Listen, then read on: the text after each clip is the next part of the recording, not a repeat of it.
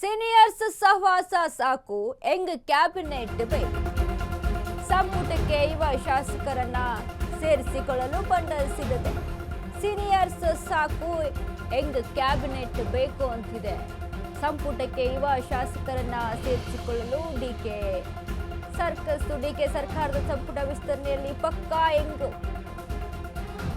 ಬಾಕಿ ಉಳಿದಿರುವಂತಹ 20 ಮಂತ್ರಿ ಸ್ಥಾನಗಳಿಗೆ ಹೊಸ ಫೇಸ್ ಫಿಕ್ಸ್. ಇಲ್ಲಿ ಇದು ರಾಹುಲ್ ಗಾಂಧಿ ಸೂಚನೆ ಎಂದ ಅಜಯ್ ಸಿಂಗ್.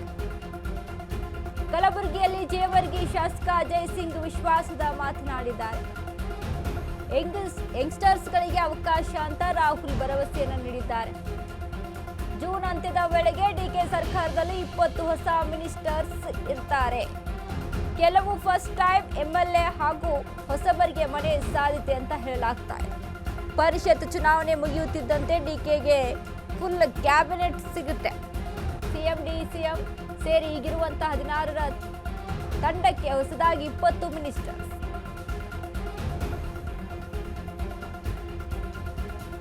ಸೀನಿಯರ್ಸ್ ಸಹವಾಸ ಸಾಕು, ಯಂಗ್ಸ್ಟರ್ಸ್ಗಳಿಗೆ ಅವಕಾಶ ಮಾಡಿಕೊಡೋಣ, ಹೊಸ ಮುಖಗಳಿಗೆ ಅವಕಾಶ ಮಾಡಿಕೊಡೋಣ ಅನ್ನುವಂಥ ನಿಟ್ಟಿನಲ್ಲಿ ಡಿಕೆ ಸಂಪುಟದಲ್ಲಿ ಕೇಳಿ ಬರ್ತಾ ಇದೆ. ಹೀಗಾಗಿ ಹೊಸಬರಿಗೆ ಅವಕಾಶವನ್ನ ಮಾಡಿಕೊಡ್ಲಾಗುತ್ತೆ. ರಾಹುಲ್ ಗಾಂಧಿ ಕೂಡ ಯಂಗ್ಸ್ಟರ್ಸ್ಗಳಿಗೆ ಅವಕಾಶವನ್ನ ಮಾಡಿಕೊಡ್ತಾರೆ ಅಂತ ಅಜಯ್ ಸಿಂಗ್ ವಿಶ್ವಾಸವನ್ನ ವ್ಯಕ್ತಪಡಿಸಿದ್ದಾರೆ. ಕಲಬುರಗಿಯಲ್ಲಿ ಜೇವರ್ಗಿ ಶಾಸಕ ಅಜಯ್ ಸಿಂಗ್ ವಿಶ್ವಾಸದ ಮಾತುಗಳು. ಯಂಗ್ಸ್ಟರ್ಸ್ಗಳಿಗೆ ಅವಕಾಶ ಅಂತ ರಾಹುಲ್ ಮಾತನಾಡಿದ್ದಾರೆ. 20 ಹೊಸ ಮಿನಿಸ್ಟರ್ಸ್ನಲ್ಲಿ ಯಂಗ್ಸ್ಟರ್ಸ್ಗಳಿಗೆ ಅವಕಾಶ ಮಾಡಿಕೊಡ್ಲಾಗುತ್ತೆ ಅಂತ.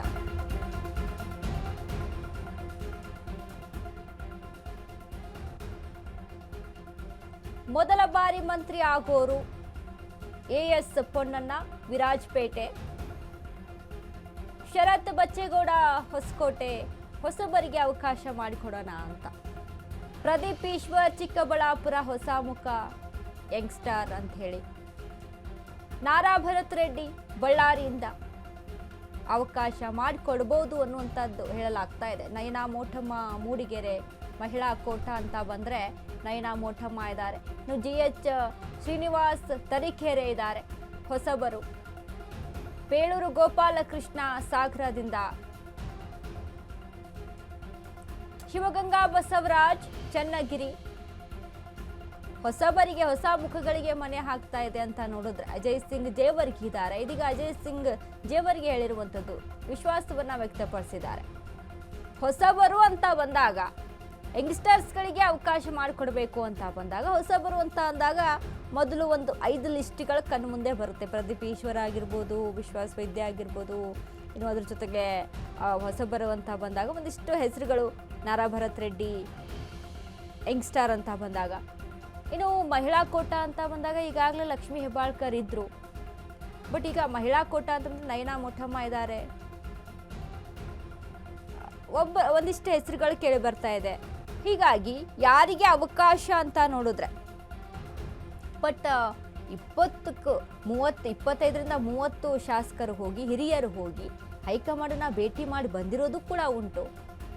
ಹಿರಿಯರಿಗೂ ಕೂಡ ಅವಕಾಶ ಮಾಡಿಕೊಡ್ತಾರಾ ಅನ್ನುವಂಥದ್ದು ನಾವು ನೋಡಿದ್ರೆ, ಅವರು ಕೂಡ ದೆಹಲಿಗೆ ಹೋಗಿ ಹೈಕಮಾಂಡ್ನ ಭೇಟಿ ಮಾಡಿ ನಾವು ಕೂಡ ಸಚಿವ ಸ್ಥಾನದ ಆಕಾಂಕ್ಷಿಗಳು, ನಮಗೂ ಕೂಡ ಅವಕಾಶ ಮಾಡಿಕೊಡಿ ಅಂತ ಹೇಳಿರೋದು ಕೂಡ ಉಂಟು. ಬಟ್ ಹಾಗಾಗಿ ಏನು ನಿರ್ಧಾರ ತೆಗೆದುಕೊಳ್ಳುತ್ತೆ ಅನ್ನುವಂಥದ್ರಲ್ಲಿ ಸಾಕಷ್ಟು ಗೊಂದಲಮಯವಾಗಿದೆ. ಯಾಕಂದರೆ ಇರುವಂಥ ಆಕಾಂಕ್ಷಿಗಳ ಪಟ್ಟಿಯನ್ನು ನೋಡಿದ್ರೆ 20 ಸ್ಥಾನಕ್ಕೆ ಇರುವಂಥ ಆಕಾಂಕ್ಷಿಗಳ ಪಟ್ಟಿ ಎಷ್ಟಿದೆ? 40ರಿಂದ 45. ಸೊ ಹಾಗಾಗಿ ಇನ್ನು ಯಾರ್ಯಾರೆಲ್ಲ ಸಚಿವ ಸಂಪುಟವನ್ನು ಸೇರ್ತಾರೆ ಅನ್ನುವಂಥ ನಿಟ್ಟಿನಲ್ಲಿ ಡಿಕೆ ಸರ್ಕಾರದಲ್ಲಿ ಕ್ಯಾಬಿನೆಟ್ ಪೂರ್ತಿಯಾಗಿ ರೆಡಿ ಆಗಬೇಕು ಅಂತ ಅಂದರೆ ಯಾರ್ಯಾರಿಗೆ ಅವಕಾಶವನ್ನು ಮಾಡಿಕೊಡ್ಲಾಗುತ್ತೆ, ಯಾರ್ಯಾರಿಗೆ ಮನೆ ಹಾಕ್ತಾರೆ ಅನ್ನುವಂಥ ನಿಟ್ಟಿನಲ್ಲಿ ನಡೀತಾ ಇರುವಂಥ ಚರ್ಚೆಗಳು.